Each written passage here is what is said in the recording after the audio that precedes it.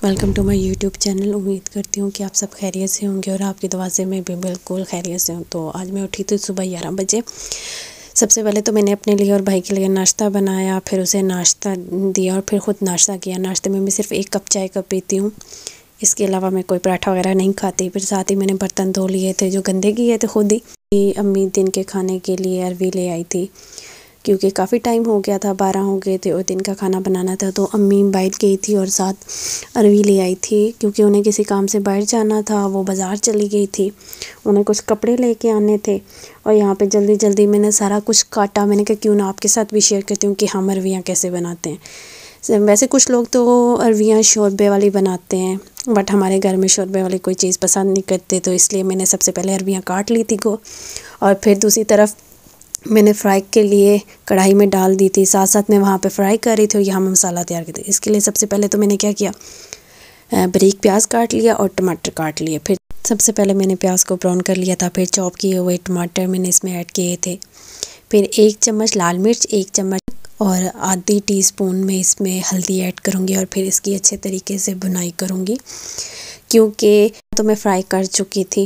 फिर मुझे क्योंकि इस मसाला बहुत अच्छे तरीके से बनाना था, उसकी बहुत अच्छे से बुनाई करनी थी, इसलिए मैं यहाँ पे मसाले की बहुत अच्छे तरीके से बुनाई कर रही थी। मुझे आप ज़रूर बताइएगा कि आप यहाँ किस तरह बनाते हैं, आपको कैसी पसंद है, क्योंकि हमारे घर में तो ज़्यादातर फ्राई चीज़ें ही पसंद की जाती हैं, क्योंकि ये शोरबे वाले नहीं खाते। और बहुत सी फैमिलीज़ ऐसी हैं जो शोरबे वाले खाती हैं। फिर मेरा मसाला तैयार हो गया था, उसमें मैंने अरवियाँ ऐड कर दी थी। अब फिर जब अच्छे तरीके से इनको मिक्स करने के बाद ना मैं इनमें थोड़ा सा पानी डालती हूँ और फिर इसको मैं दम में रखती हूँ, क्योंकि थोड़ी सी ये अरवियाँ इस मसाले में मिक्स हो जाएं।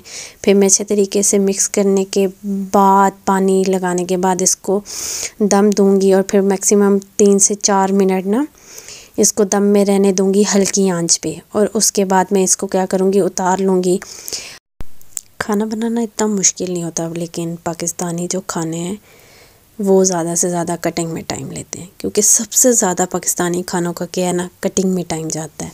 जैसे अरवियाँ बनाना इतना मुश्किल नहीं है, बट इनको काटना इतना मुश्किल है, इतना मुश्किल, और काफ़ी टाइम ना काटने में लग जाता है। और बनाने में तो इतना टाइम नहीं लगता, बहुत भी हद हो तो 30 मिनट में बन जाती हैं, क्योंकि ऑलरेडी वो एक तरफ फ्राई हो रही होती है और एक तरफ उनका मसाला तैयार हो रहा होता है, तो वो तो जल्दी बन जाती हैं। फिर मैंने यहाँ पे थोड़ा पानी ऐड कर लिया था, फिर इसको दम दिया 3 मिनट के, फिर अच्छे तरीके से मिक्स किया। फिर 2-3 मिनट में इसको अच्छे तरीके से फ्राई करूँगी। फ्राई करने के बाद मैं इसमें मिक्स मसाला ऐड करूँगी, पिसा हुआ, जिसमें गरम मसाला, ज़ीरा और सूखा धनिया है। फिर मेरा खाना हो गया था तैयार, जो कि बहुत ही देखने में अच्छा लग रहा था। फिर मैंने उसके बाद आटा गूँधा। आटा गूँधने के बाद मैंने अपना किचन साफ़ किया। फिर मैंने चाय बनाई और साथ ट्यूशन वाला बच्चा आ गया था और उसको मैं साथ साथ पढ़ा रही थी और चाय इंजॉय कर रही थी। फिर साथ ही अम्मी आ गई थी, क्योंकि 5 हो गए थे और अम्मी गई थी बाज़ार बच्चों की शॉपिंग करने, क्योंकि हमारी फैमिली में ताया अब्बू के घर बेटे का भी बेटा हुआ था और मेरी कज़न का भी बेटा हुआ था, तो अम्मी उनकी मुबारकबाद लेने गई थी।